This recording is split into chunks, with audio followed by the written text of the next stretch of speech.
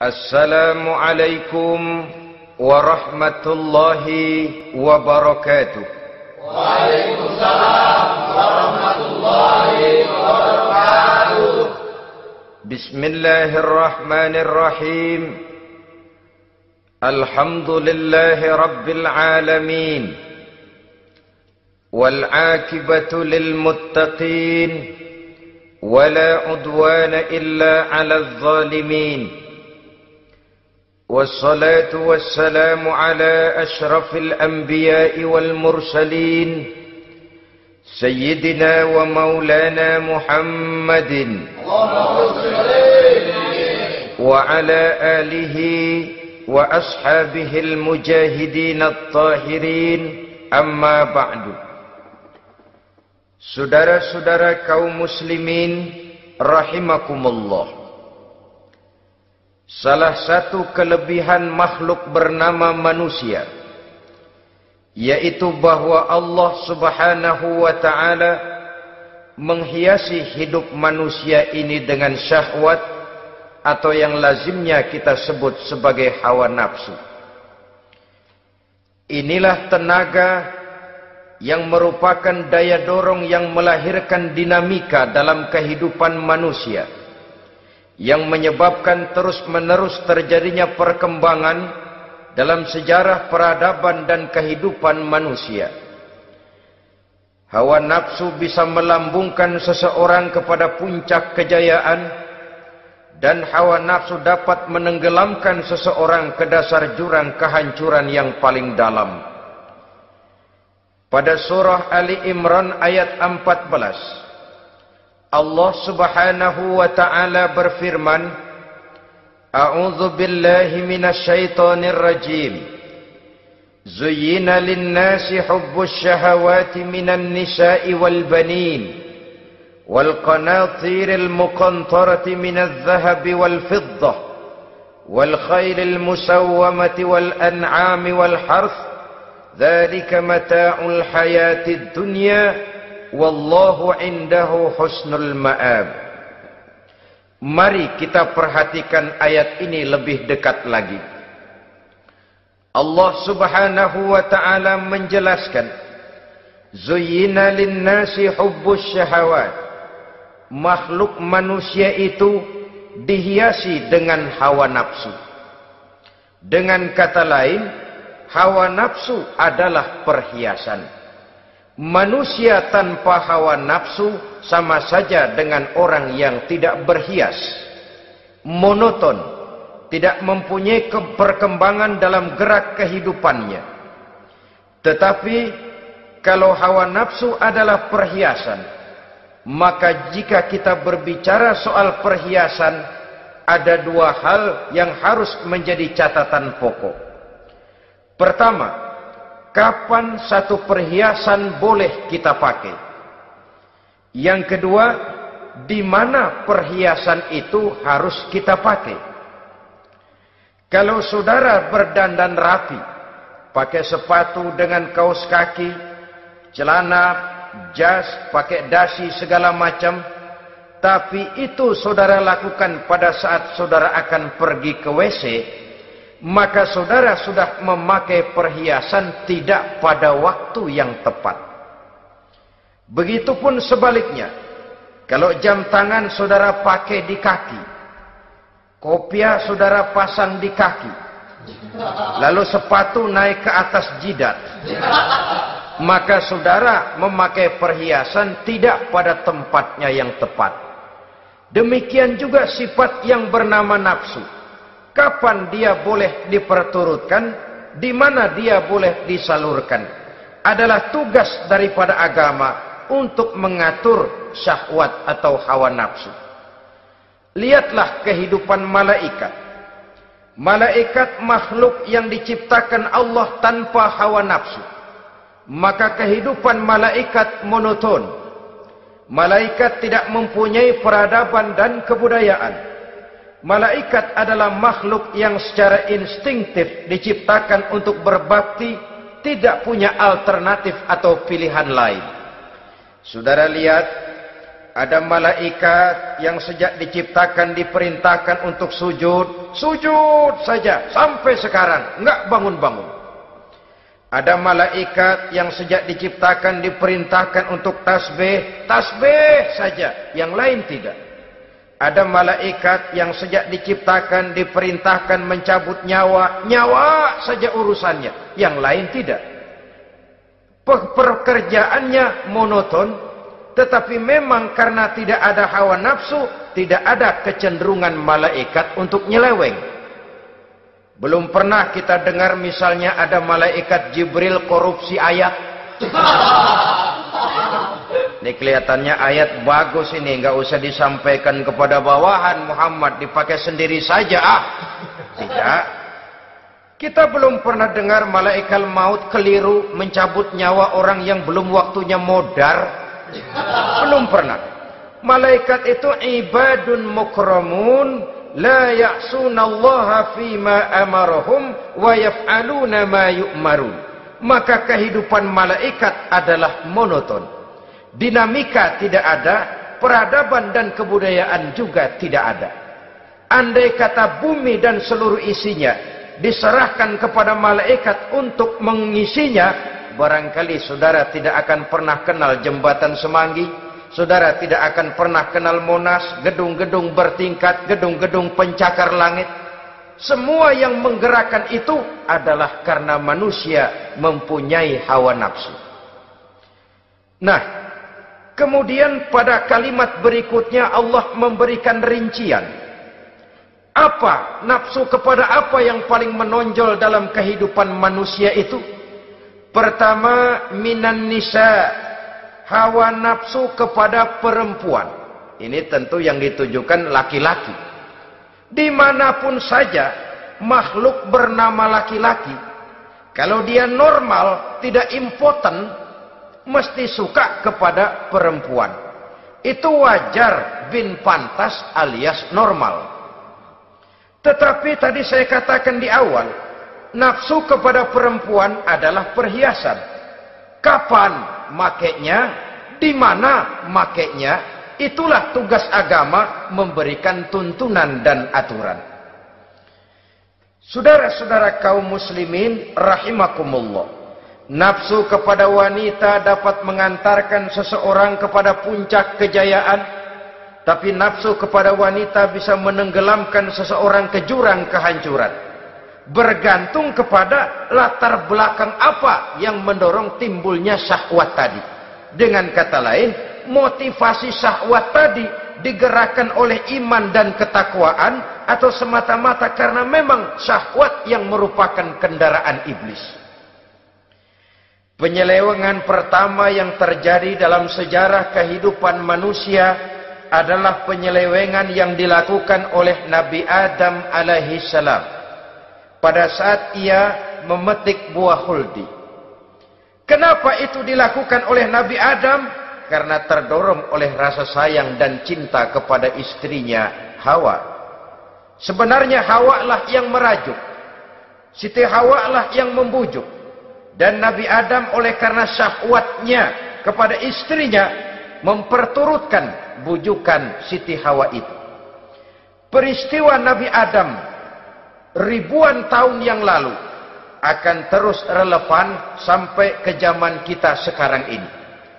Berapa banyak orang-orang yang karena terlalu ingin menyenangkan istrinya, lalu tidak segan-segan melakukan perbuatan yang menyimpang, baik itu merugikan orang lain, merugikan masyarakat, bahkan merugikan bangsa dan negaranya. Seorang pedagang tidak akan segan-segan menipu. Sebaliknya pun begitu. Tidak jarang wanita di dalam kelemahannya bisa menenggelamkan dunia. Seorang suami yang jujur, polos, lugu, sederhana bisa jadi koruptor ulung karena didorong-dorong oleh istrinya. Istrinya barangkali bisa saja dibakar-bakar oleh tetangganya. Suaminya jujur, sederhana, kepala bagian, tempatnya basah tapi melarat. Istri rupanya tidak sabar melihat gaya hidup yang makin konsumtif, persaingan yang makin tajam. Suaminya dikipas-kipasin. Kata istrinya, bang, tetangga sebelah kita lakinya pegawai kecil, bang, tapi gelangnya kayak pelek beca. Abang ini kepala bagian tidak bisa membelikan saya macam itu, percumalah. Kata suaminya, ya bagaimana bu, gaji saya cuma segitu-gitunya. Ya namanya kepala bagian, apaan, kayak sabet dulu. Kalau sudah berpikir ke arah ini, artinya sudah ngipasi suaminya untuk melakukan tindakan yang tidak wajar. Saudara-saudara kaum muslimin rahimakumullah, sejak zaman klasik sampai kepada zaman kita sekarang ini, kita melihat kecenderungan syahwat kepada wanita ini. Julius Caesar yang katanya gagah perkasa, ternyata tunduk di bawah kaki Cleopatra. Napoleon Bonaparte, the Lion of Europe, singa daratan Eropa, luas kekuasaannya, gagah perkasa tentaranya, kepada siapa dia tunduk? Ke bawah kakinya Margaret Josephine. Demikianlah di zaman kita sekarang, kita melihat di Jepang, betapa Perdana Menteri Uno didesak mengundurkan diri dari jabatan Perdana Menterinya oleh karena terlibat skandal dengan geisha. Kita juga melihat di Amerika, betapa Senator Gary Hart dari Partai Demokrat yang masih muda, jenius, diharapkan masa depan Amerika lahir dari tangannya, terpaksa mengundurkan diri dari calon presiden oleh karena terlibat skandal dengan Donna Rice. Kita juga menyaksikan betapa parlemen dan kabinet di Inggris sempat geger oleh karena skandal Pamela Bordes, pelacur kelas kakap yang melanglang buana mencari sasaran-sasaran kakap. Ini adalah kisah kejatuhan yang diakibatkan oleh hubbus syahawat minan nisa. Oleh karenanya benar jika Nabi kita menyatakan an-nisa'u imadul bilad, wanita adalah tiang negara. Jikalau baik wanita, baik negara. Jikalau rusak wanita, hancur negara. Kalau syahwat kepada wanita cuma semata-mata karena syahwat, maka seorang laki-laki akan memandang wanita cuma sekedar alat pemuas hawa nafsu. Nilainya rendah. Sedangkan agama kita mengajarkan, ma akraman nisa'a illa karimun, wa ma ahanan nisa'a illa laimun, kata Nabi. Tidak akan menghormati kaum wanita kecuali orang-orang yang terhormat, dan tidak akan merendahkan derajat kaum wanita kecuali memang orang-orang yang rendah moralnya. Dengan kata lain, apabila syahwat minan nisa ini dilandasi dengan semangat iman dan ketakwaan, maka kehidupan Rasulullah sallallahu alaihi wasallam sungguh menjadi figur dan contoh dalam kehidupan kita.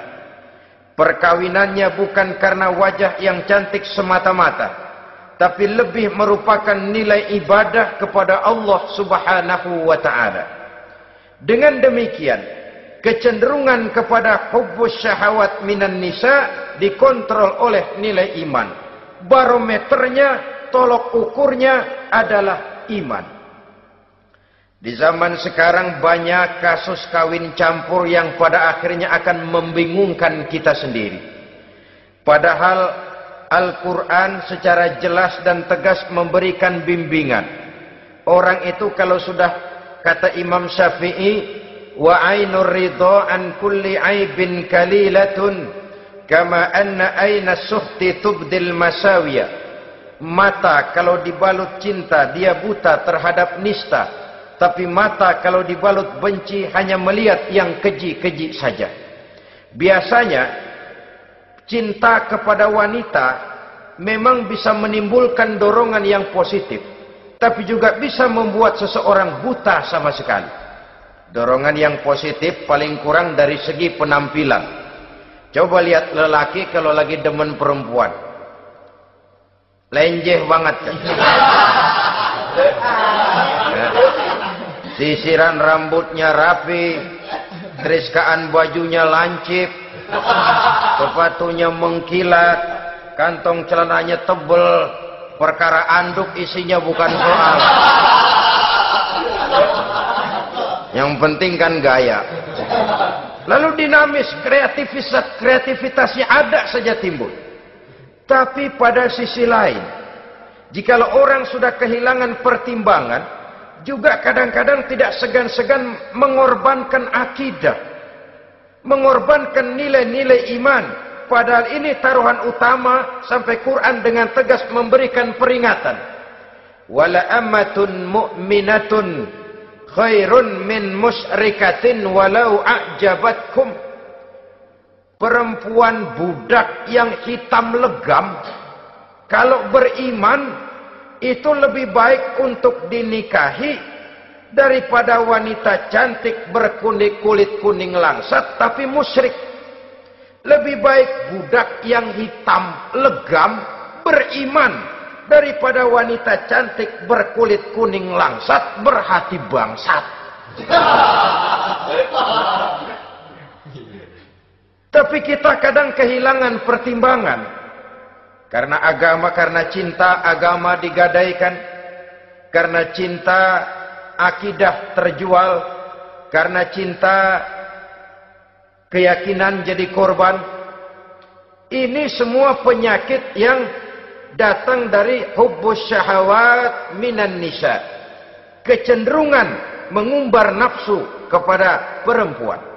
Ini memang perhiasan, tapi bisa juga jadi bumerang dalam kehidupan manusia. Berapa banyak penyelewengan terjadi karena pengaruh wanita yang tidak bisa jadi bisa. Ini pengaruh di dalam kehidupan memang sedemikian besarnya. Sehingga saudara-saudara kaum muslimin, inilah yang perlu dikendalikan dalam kehidupan, kapan dan di mana. Kalau nafsu adalah perhiasan, kapan dan di mana perhiasan itu harus kita pakai? Di mana dia harus kita tempatkan? Begitu juga yang menyangkut soal perempuan. Kapan? Ya kapan? Tentu kalau sudah nikah. Di mana? Yang jelas bukan di depan umum.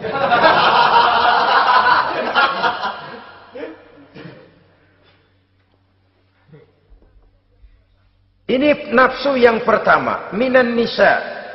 Yang kedua, wal banin. Dihiasi juga manusia dengan kecintaan kepada banin. Makna banin di sini al-aulad, anak-anak laki. Kenapa disebut banin, anak-anak laki? Karena pertama, sering anak laki itu lebih jadi kebanggaan buat orang tuanya ketimbang anak perempuan. Sebabnya apa? Pertama, faktor nasab. Silsilah lebih kuat kepada laki-laki ketimbang perempuan. Yang kedua, faktor cita-cita. Orang tua kalau punya anak laki-laki, cita-citanya panjang. Nak, kau nanti jadi dokter ya.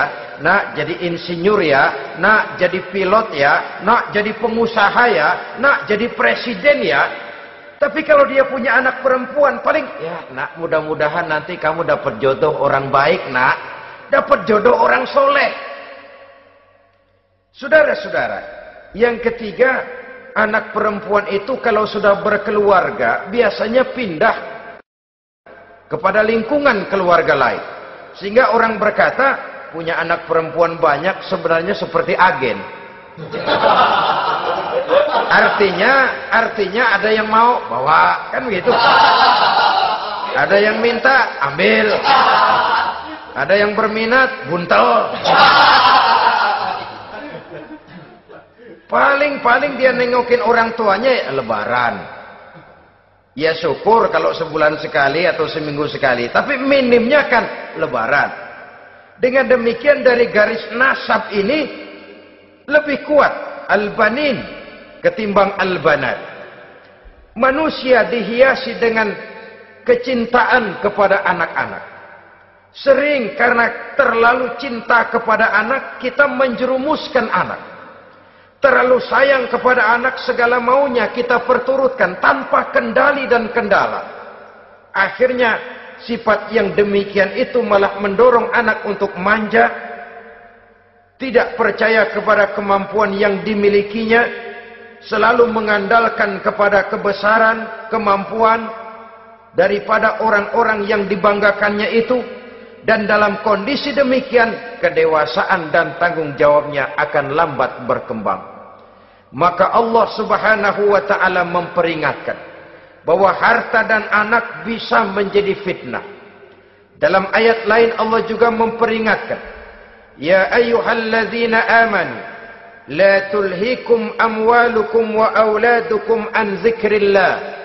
Wahai orang-orang yang beriman, jangan sampai hartamu dan anak-anakmu memalingkan kamu daripada mengingat Allah. Jangan sampai kesibukanmu kepada anak dan harta benda menyebabkan kamu sampai lupa mengingat Allah Subhanahu wa ta'ala. Berapa banyak manusia yang tenggelam dengan melupakan Allah, jauh dari agama, jauh dari tuntunan syariat, oleh karena disibukkan oleh persoalan anak dan persoalan harta benda. Maka satu-satunya jalan, jikalau kita tidak ingin anak kita sampai memalingkan kita daripada mengingat Allah, nilai-nilai keimanan harus ditanamkan kepada mereka sedini mungkin. Dengan bekal ini, maka mereka, anak-anak kita, insya Allah tidak akan membuat kita orang-orang tua ini berpaling daripada mengingat Allah, berpaling daripada kehidupan beragama. Memang karena anaklah kita orang tua peras keringat banting tulang, pergi pagi pulang sore cari nafkah. Karena anaklah kita orang tua, kepala jadi kaki, kaki jadi kepala. Asal mereka bisa menikmati hari depan yang lebih baik dari yang kita nikmati sekarang ini. Tapi berapa banyak juga orang-orang tua yang tidak sadar akan amanah berupa anak ini. Mereka lalai, mereka bersikap masa bodoh, padahal tidak akan ada yang tidak dipertanggungjawabkan di hadapan Allah Subhanahu wa ta'ala. Orang tua bisa mendapat pensiunan pahala kalau anaknya tumbuh menjadi anak yang soleh. Tetapi orang tua pun bisa saja masuk neraka karena anaknya menjadi anak yang kurang ajar dan orang tuanya sama sekali tidak pernah memberikan pendidikan yang sebagaimana mestinya. Saudara-saudara kaum muslimin rahimakumullah, kita tentu berharap memperoleh pensiunan pahala dan bukan mendapat tambahan dosa dari kekurang ajaran anak-anak kita akibat kita sebagai orang tuanya tidak pernah mau mendidik mereka. Dalam hadis ada diriwayatkan, ada anak kurang ajar, sembahyang tidak, puasa ibadah tidak, kenal Allah tidak, beriman pun tidak, dosa kelewat banyak, kejahatan berkarat. Di akhirat nanti disidang dia, ditanya, kamu kenal siapa Tuhanmu? Tidak. Kamu tahu siapa nabimu? Tidak. Kitab sucimu apa? Tidak tahu. Kiblatmu di mana? Tidak ada. Kamu sholat? Tidak pernah. Kamu puasa? Tidak pernah. Wah, kalau begitu kamu rusak sekali. Kamu neraka. Anak ini mengajukan protes. Saya menuntut keadilan. Benar saya tidak kenal siapa Tuhan saya. Saya tidak tahu apa kitab suci saya. Saya tidak pernah mendirikan sholat. Tidak pernah melaksanakan puasa. Pendeknya tidak ibadah dan tidak iman. Tapi semua itu terjadi. Sebab-sebabnya tidak lain karena orang tua saya tidak pernah mendidik dan mengajarkan saya. Orang tua saya tidak pernah mengarahkan saya ke jalan itu. Sampailah saya seperti keadaan yang sekarang ini. Orang tua saya enak-enakan ngaji, saya teler diantepin aja. Orang tua saya memegang kitab, saya megang botol. Dia tahu, dia diam saja. Dia tahu dan dia tidak memberikan peringatan. karena orang tua saya lah, maka saya jadi seperti sekarang ini. Kalau saya harus masuk ke dalam neraka, saya menuntut keadilan agar orang tua saya juga ikut bersama saya gabung ke dalam neraka. Orang tuanya yang baik-baik dipanggil, sudah mau berangkat ke surga nih orang tua, dipanggil, "Ntar dulu mas, ini dulu." Mau kemana, gancang banget? Surga pak, nanti dulu urusan belum beres. Ini benar anakmu ini? Dilihat anaknya, iya anak saya ini. Waktu di dunia nggak pernah diajarin ngaji, nggak pernah. Sampai dia nggak kenal Tuhannya, nggak kenal nabinya, nggak kenal kiblatnya, nggak kenal kitabnya. Iya. Dia sembahyang, kamu dia nggak sholat, kamu diemin aja. Iya kali. Kenapa pakai kali? Yang benar ngomong. Ramadan dia nggak puasa, kamu nggak tegur, kamu diam saja. Iya. Wah, kamu nggak tanggung jawab. Kamu tahu anak itu adalah amanah. Menyia-nyiakan amanah adalah khianat. Khianat adalah dosa besar. Jadi bagaimana saya? Ya kamu gabung sama anakmu, join ke neraka berdua bareng. Lantaran kamu tidak mau mendidik mereka, anak-anakmu, maka jadilah anak-anakmu seperti sekarang ini. Saudara-saudara kaum muslimin rahimakumullah. Sebaliknya, jikalau anak-anak kita yang kita cintai ini, yang merupakan buah hati belahan jantung, tumbuh dan berkembang menjadi anak-anak yang soleh, yang bermanfaat bagi masyarakatnya, bagi agama, bangsa dan negaranya, kita orang tuanya bolehlah tentram menerima pensiunan pahala. Menerima pensiunan pahala dari kesolehan anak yang ditinggalkannya. Alangkah nikmatnya mendapat pensiunan pahala. Terbaring kita di bawah pohon kemboja, nilai kebaikan kita dikenal orang, nama kita akan tetap hidup. Oleh karena kita meninggalkan anak-anak yang tumbuh menjadi generasi yang soleh, bukan anak yang salah. Oleh karenanya, kecintaan kepada anak jangan sampai membuat kita lalai dari mengarahkan mereka kepada kehidupan beragama. Di zaman sekarang ini, kecenderungan kita mengarahkan anak pun sudah kepada kecenderungan yang berbau materialistis.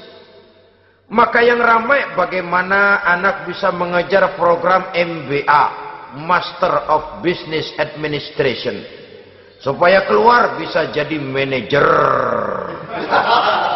Bagaimana anak lalu kursus komputer, supaya keluar menjadi tenaga yang canggih di bidang komputer. Ya, kalau dia perempuan cantik, bagaimana dia bisa masuk Akademi Sekretaris and Management, supaya bisa jadi sekretaris. Atau bagaimana dia bisa masuk sekolah nyanyi, supaya nanti jadi penyanyi dengan tarik suara, uang lalu mengalir ke dalam kocek jutaan nilainya. Maka yang ramai pun hal-hal yang semacam itu. Dalam pada itu, pengajian, kursus-kursus keagamaan, studi-studi klub yang membicarakan masalah-masalah agama, ramainya kadang-kadang kalau bulan Ramadan, dianggap training center. Ya lumayan, daripada tidak sama sekali mah lumayan. Tapi dengan demikian ini kan merupakan bagian terpokok dari kehidupan manusia.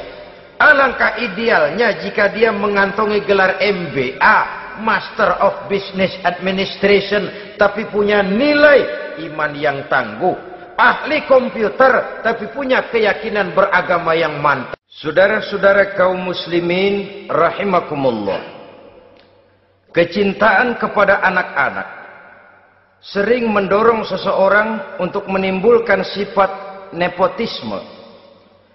Segalanya serba garis keturunan. Sejak ia jalur birokrasi sampai ke dalam kehidupan sehari-hari, nepotisme ini bisa terlihat. Orang kehilangan kondisi objektivitasnya. Mampu atau tidak, soal lain. bidangnya atau tidak bukan soal. Yang penting masih ada hubungan keturunan. Maka timbullah tumpang tindih untuk sesuatu pekerjaan yang tidak sesuai dengan kemampuan dan keahliannya. Di desa-desa kita melihat masjid, ketua masjid bapaknya, bendahara anaknya, sekretaris mantunya,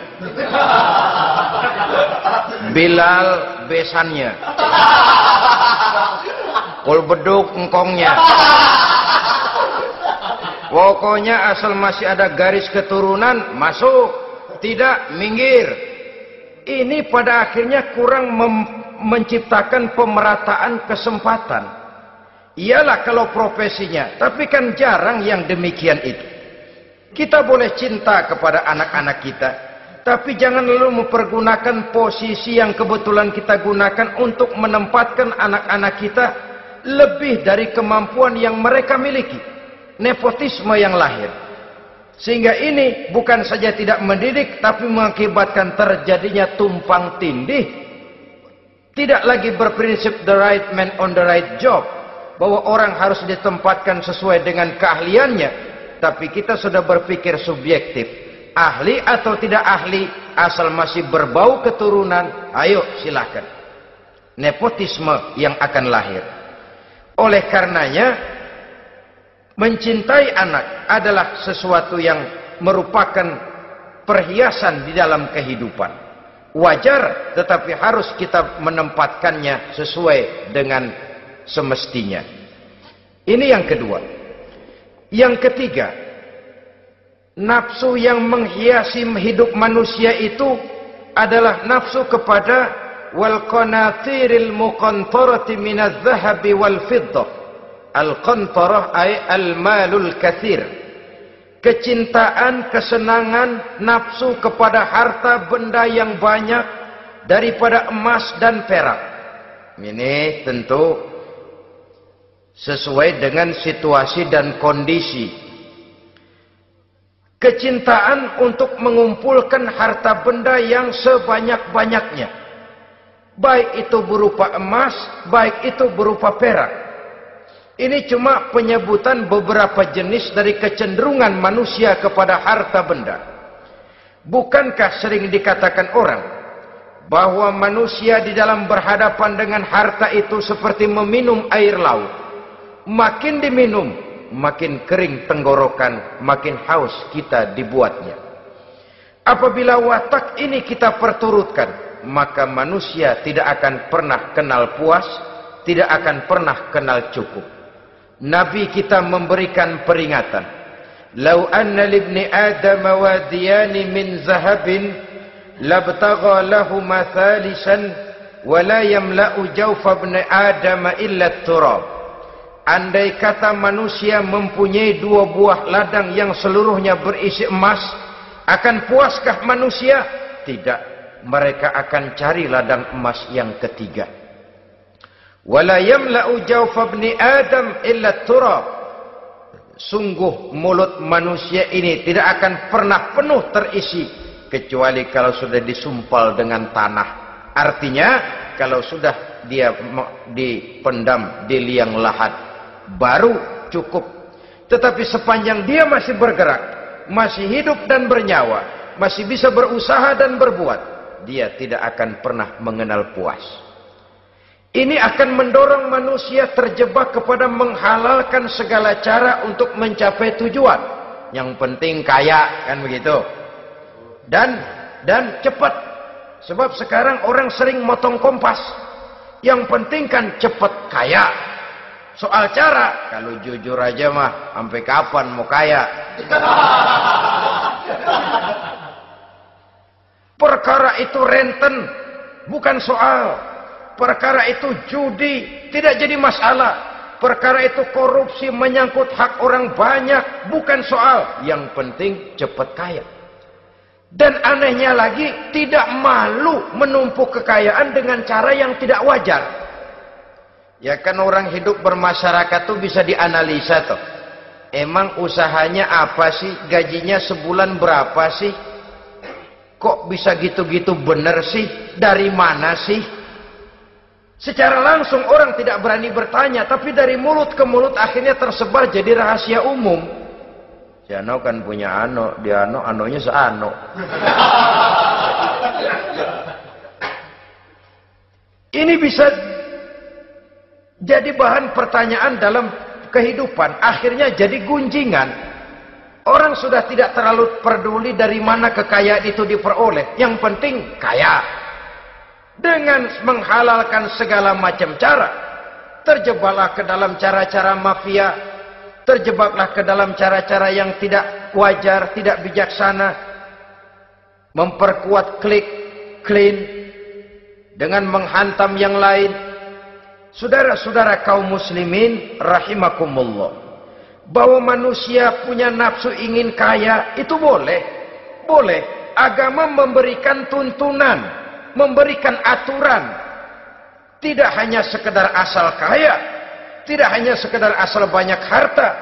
Malahan hadis menyatakan, kalau saudara diberikan umur panjang, pertanyaan akhirat cuma satu kok. Umurmu kau habiskan di mana? Kalau saudara diberikan amanah berupa ilmu pengetahuan, pertanyaan akhirat juga cuma satu kok. Ilmumu kau amalkan untuk apa? Tapi kalau kita diberikan amanah berupa harta benda, pertanyaan akhirat itu dua. Min aina iktasabahu wa fima anfaqahu. Dari mana hartamu kau dapat, kemana hartamu kau belanjakan. Dari mananya ditanya, kemananya juga ditanya. Depan belakang ditanya. Dan kalau mempergunakan harta untuk kesenangan syahwat, orang berani bukan main. Tapi kalau untuk kepentingan agama, yang hakikatnya untuk kepentingan dirinya sendiri, berat seperti nyabut bambu dari ujung. Orang kalau menyumbang masjid 100.000, itu kan zohirnya memberikan panitia masjid. Tapi hakikatnya kan dia nabung buat dirinya sendiri. Seolah-olah dia cuma berkata, Pak, tolong saya titip 100.000, ini untuk kepentingan saya di akhirat nanti. Silakan uangnya mau dibelikan semen, pasir, kaca, pintu, jendela, silakan. Saya cuma titip, ini untuk saya di akhirat nanti. 100.000 Pak. Zohirnya dia memberikan kepada panitia masjid, madrasah, pesantren, yatim piatu. Hakikatnya dia nabung buat dirinya sendiri di akhirat. Malah tabungan ini bukan SDSB namanya, SDBS. Sumbangan dana berhadiah surga. Itu SDBS namanya. Sekarang orang mengejar SDSB, lalu berat mengejar SDBS. Sumbangan dana yang berhadiah surga.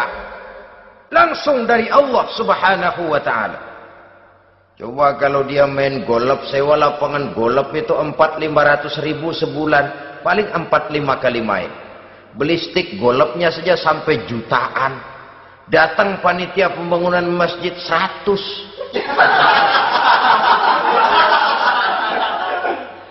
Minta didoain masuk surga lagi. Surga 100.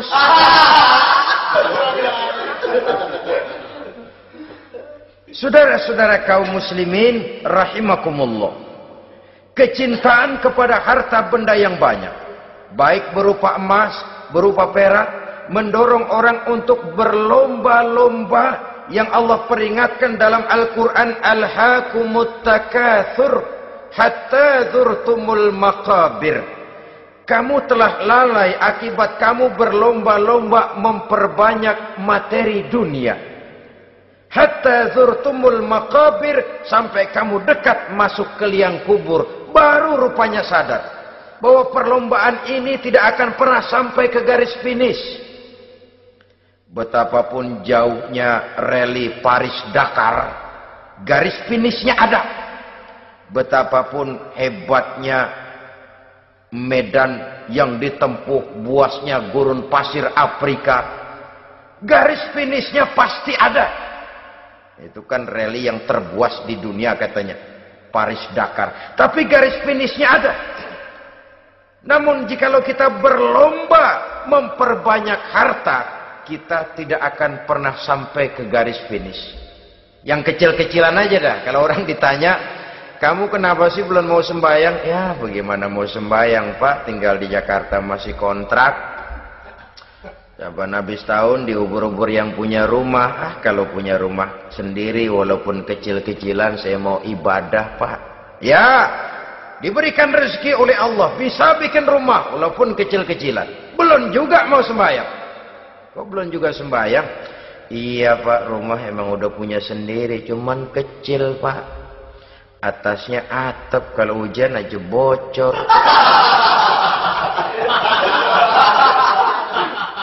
Kalau bisa bikin rumah yang permanen Pak, tenang, saya ibadah, sembahyang saya rajin. Iyalah, diberikan rezeki bisa bikin rumah permanen. Bagus rumahnya. Lain lagi. Iya, rumah sudah permanen, tembok, ubin, cuman isinya belum ada Pak, perabotannya. Aduh. Kalau punya peralatan rumah tangga yang memadai, tenang, saya ibadah. Diberikan juga rezeki bisa beli perabotan rumah tangga yang lumayan. Di atas tehelnya sudah pakai karpet, mebelnya spaghetti, tempat tidurnya alga spring bed dan low pillow, ada kulkas, ada TV, di sebelah TV ada kunci mobil. Kuncinya mobilnya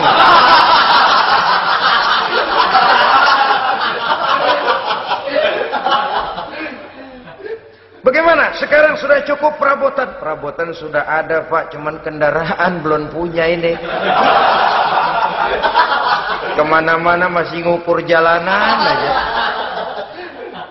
Kalau punya kendaraan enak, kemana-mana cepet Pak, mau ke masjid juga getap dah, rajin. Diberikan rezeki, bisa beli kendaraan. Lain lagi nanti. Sudah punya sepeda, pengen punya motor, kepengen punya mobil, kepengen punya pesawat terbang, pengen punya kapal induk. Sudah punya kebun, pengen beli sawah, sudah punya sawah, pengen punya gunung, sudah punya gunung, laut diborong. Perlombaan materi tidak akan pernah membawa kita ke garis finish.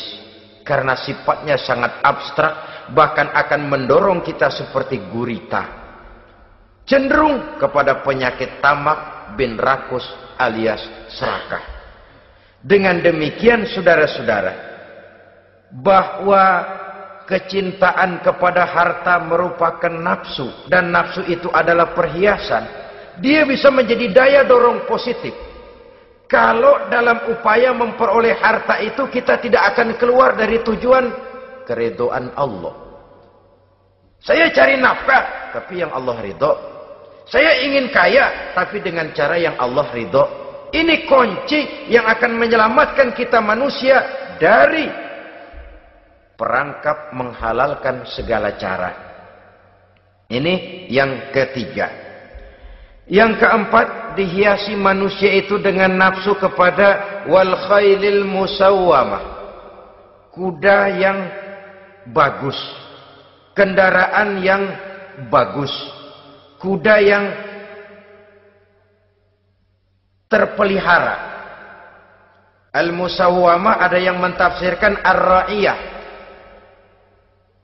Ar-ra'iyah itu yang digembalai. Binatang ternak, kuda yang digembalai atau kuda yang diikat. Artinya, kalau dulu kan yang namanya tuan-tuan tanah itu baru dibilang bejeger kalau kemana-mana naik kuda. Jet set zaman dulu itu udah kelompok jet set itu kendaraan. Kalau sekarang baby benda, dulu mah kuda band.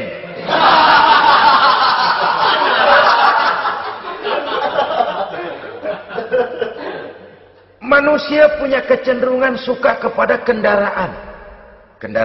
Apalagi di zaman sekarang ini, wah, iklan-iklan itu kan sangat menggoda kita. Melayani segala macam bentuk penjualan. Nah, ini lalu terangsang biar duit cekak. Kalau udah ngebaca itu, wah, berani banget dah. Tahu duit nggak mungkin cukup, tapi begitu baca melayani segala macam bentuk penjualan dengan fasilitas ringan. Nah, jadi dah. Jadi juga punya mobil, jadi dah. Perkara utang itu bakal nyekek leher, bukan soal. Kasihan saudara-saudara kita di daerah-daerah yang terjebak kepada iklan-iklan merangsang yang akhirnya di luar kemampuan. Sehingga terjebak pada saat dia harus mengembalikan kredit, dia tidak mampu, barang disita, uang hangus. Nyengir deh. Bekipas sembari tahlil. Habis arang besi binasa. Bahwa kita menginginkan kendaraan yang serba baik, silahkan. Tiap akhir tahun ganti merek, keluar yang baru, ganti lagi. Itu kalau orang yang mampu. Buat kita yang tidak mampu, kenapa tidak bersyukur melihat yang lebih rendah di bawah kita? Alhamdulillah kita punya mobil, tangga kita cuma punya motor. Yang punya motor, syukur kita punya motor bisa rada cepetan. Tangga sebelah punya sepeda, mana-mana kekejek mulu. Yang punya sepeda, alhamdulillah punya sepeda. Tangga sebelah kemana-mana jalan kaki. Yang jalan kaki, syukur masih bisa jalan. Teman sebelah lumpuh bertahun-tahun nggak. Yang lumpuh, alhamdulillah masih hidup. Tangga sebelah kemarin out nggak balik lagi. Saudara-saudara, saya pikir menengok ke atas itu perlu supaya ada rangsangan kita untuk maju. Tapi menengok ke bawah pun juga lebih perlu agar kita mensyukuri yang ada dan tidak suudzon, tidak buruk sangka kepada Allah. Apa yang diberikan Allah kepada kita sekarang ini, itulah yang terbaik menurut Allah untuk kita. Saudara-saudara kaum muslimin rahimakumullah. Dahulu ada seorang pemuda, matanya buta. Dia mengeluh, ya Allah, kenapa saya dilahirkan dalam keadaan buta? Apa dosa saya? Apa salah saya? Andai kata saya tidak buta, saya melihat keindahan alam ini, saya lebih akan bersyukur kepadamu ya Allah. Nah sudah, dia berburuk sangka kepada Allah. Satu hari, ini Raja Baduy di pedalaman mengerahkan tentaranya menculik anak-anak muda. Ini Raja Baduy ini kanibal, artinya suka makan daging manusia. Anak-anak muda ini diculik. Yang masih muda-muda ya, kalau kambing muda itu kan di sop rada sedap. Rupanya ini Raja kanibal ini begitu. Anak-anak muda termasuk ya pemuda yang buta tadi itu kena culik. Ya sudah diculik, rawatlah di istana raja ini, diberikan pakaian bagus, dikasih makan serba enak. Sebab apa? Supaya badannya gemuk. Setelah gemuk nanti dipotong di sop legit. Udah, kerjanya cuma makan tidur, fasilitas nikmat, tidur enak. Udah giliran dapat 1 bulan 2 bulan kemudian, ketika mau diambil anak-anak muda ini, raja sendiri yang milih mana yang disop duluan nih. Sampai giliran anak muda yang buta ini, raja geleng kepala. Yang begini mah buta, dagingnya nggak enak. Ini satu lepas aja, lepas. Saya mau makan daging orang buta, lepas aja. Pulang ini anak muda, batinnya bersyukur, sujud syukur, ya Allah, katanya untung saya buta. Coba kalau saya nggak buta udah habis saya disop. 2 bulan yang lalu dia mengeluh, ya Allah, kenapa saya dilahirkan dalam keadaan buta? Sekarang dalam pulang ke rumah, perjalanan menuju ke rumah, dia berkata, alhamdulillah, andai kata saya tidak buta, habis badan saya disop oleh raja yang kanibal tadi. Saudara-saudara kaum muslimin rahimakumullah. Jadi dengan demikian pola hidup yang konsumtif sesungguhnya sangat tidak mendidik apabila dilatar belakangi oleh kemampuan yang tidak menunjang. Dengan demikian setidaknya mendidik orang untuk berkhayal. Anak-anak muda sama merek mobil ngerti banget dah, punya kagak? Ini BMW model terakhir nih. Nih, kemarin gue ngeliat di sana gue megang rame banget.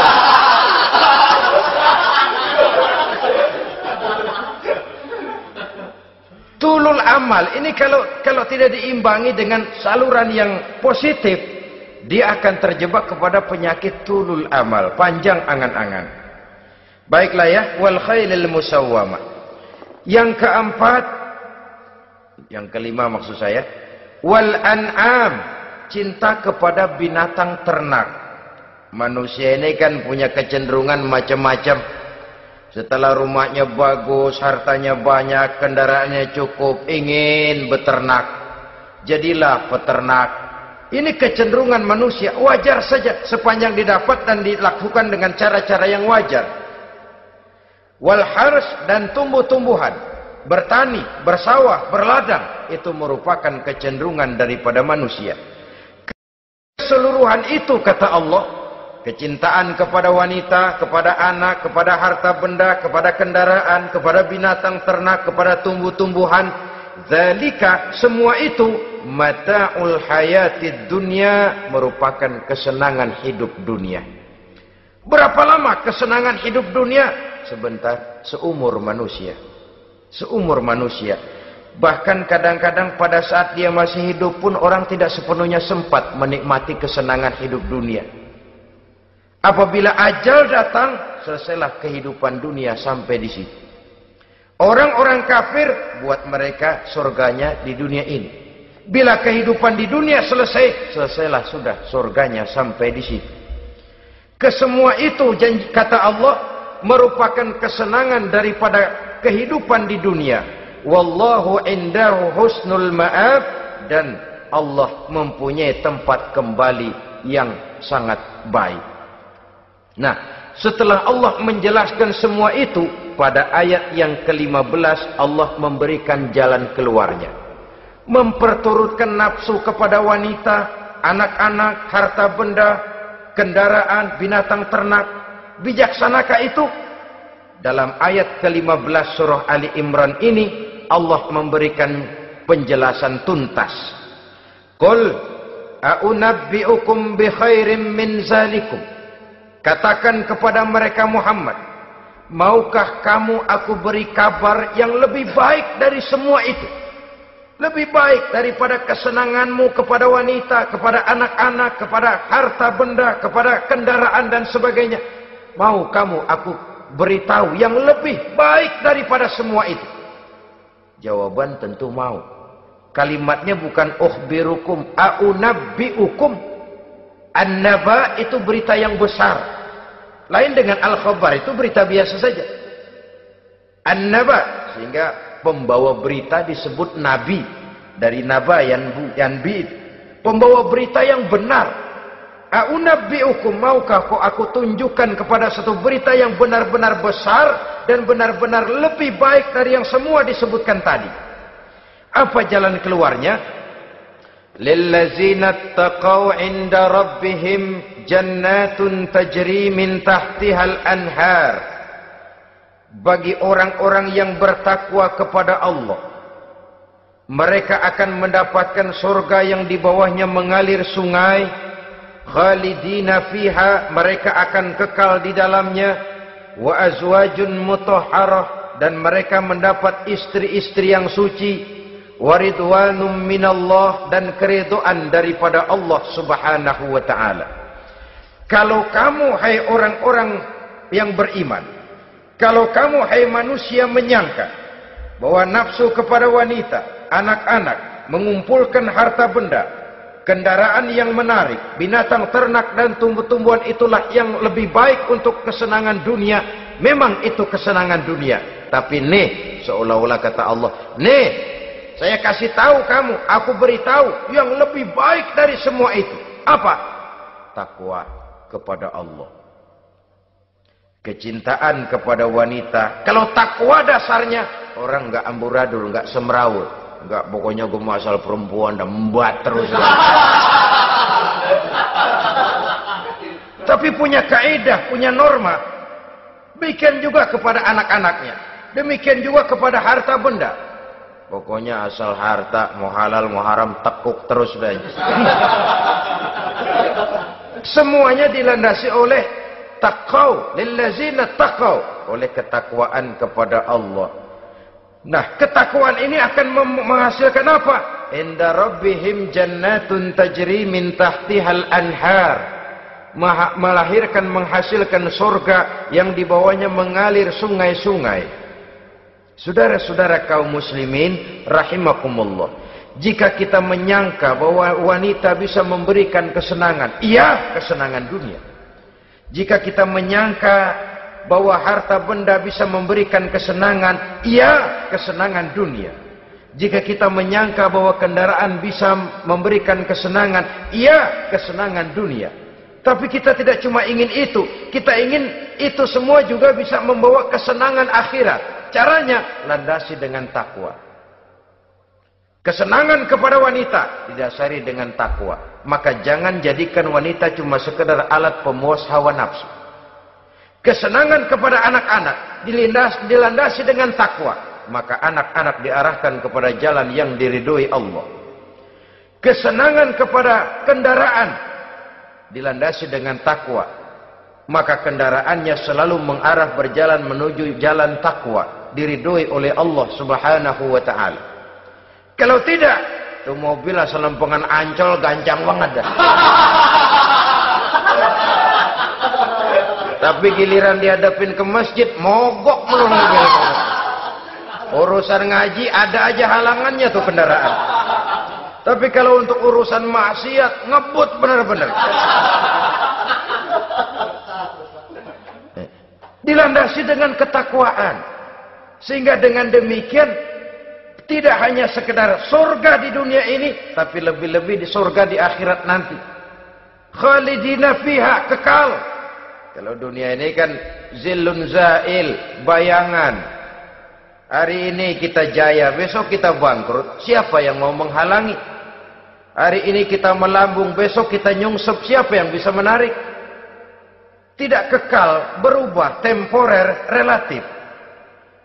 Di sana kebahagiaan yang dilandasi dengan takwa ini sudah surga, kekal di dalamnya, azwajun mutahharah. Mendapat istri-istri yang suci. Suci dalam arti belum pernah dijamah orang lain. Suci dalam arti tidak pernah terkena halangan. Seperti men misalnya. Baik menstruasi atau mencret, itu tidak.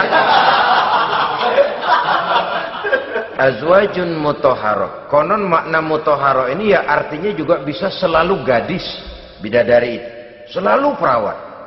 Tidak pernah janda. Walaupun tiap hari dipakai, perawan terus. Dan yang lebih penting, waridwanum minallah, mendapat ridho dari Allah Subhanahu wa taala. Jadi hawa nafsu dengan motivasi takwa, itulah sesungguhnya yang dikehendaki oleh Ali Imran ayat 14 dan 15. Dengan demikian, manusia dengan ketakwaannya mengendalikan hawa nafsu dan bukan malah dikendalikan oleh hawa nafsunya. Sehingga dengan demikian seluruh fasilitas yang dimilikinya, baik itu berupa istri, anak, kendaraan, binatang ternak, harta benda, tanam-tanaman, seluruhnya semakin meningkatkan ketakwaannya kepada Allah Subhanahu wa taala. Mudah-mudahan kita bisa mencapai tingkat ini di mana kita hidup mampu dan sanggup mengendalikan nafsu, bukan malah dikendalikan oleh hawa nafsu. Terima kasih dan mohon maaf. Wassalamualaikum warahmatullahi wabarakatuh. Waalaikumsalam warahmatullahi wabarakatuh.